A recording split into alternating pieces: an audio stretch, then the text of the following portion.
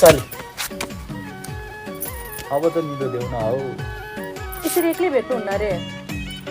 घरमा हात माग्न आऊ भन्नुभएको छ बाले